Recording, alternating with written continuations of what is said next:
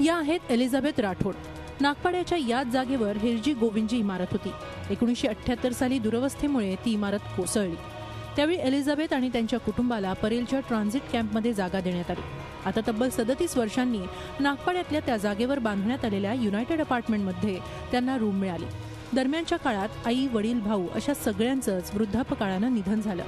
Elizabeth यांचंही वय आता 63 वर्ष आहे। खरं तर 2004 मध्येच म्हाडाची ही इमारत बांधून तयार होती, मात्र ताबा द्यायला तब्बल 10 वर्षांचा काळ लोटला।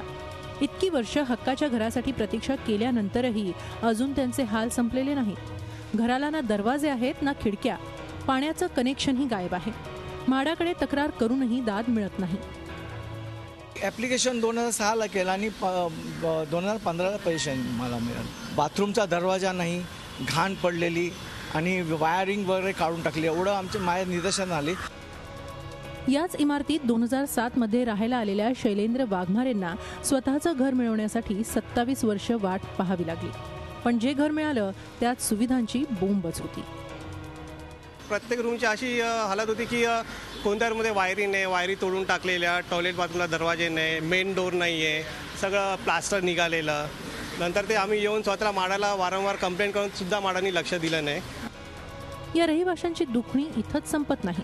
इमारत बांधण्यासाठी लागलेलं वीज बिल आणि पाणीपट्टीची लाखो रुपयांची बिलही म्हाडानं भरलेली नाही, ती आता रहिवाशांना भरावी लागतायत। म्हाडानं याच इमारतीखाली संपूर्ण परिसराचा ट्रान्सफॉर्मर बसवल्यानं या ठिकाणी 2 वेळा आगीही लागल्या।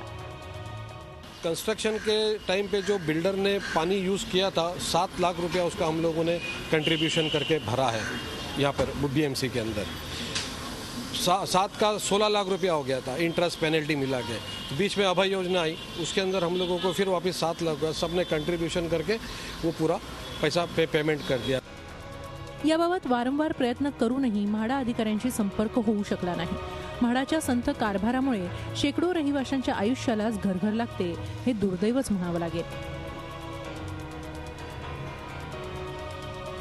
दुरावस्थेमुळे 37 वर्षांपूर्वी याच ठिकाणी इमारत कोसळली होती, पण आता जेव्हा पुढची पिढी आपला हक्काचं घर या ठिकाणी घ्यायला आली, तेव्हाही म्हाडाने बांधलेली ही इमारत दुरावस्थेतच आहे।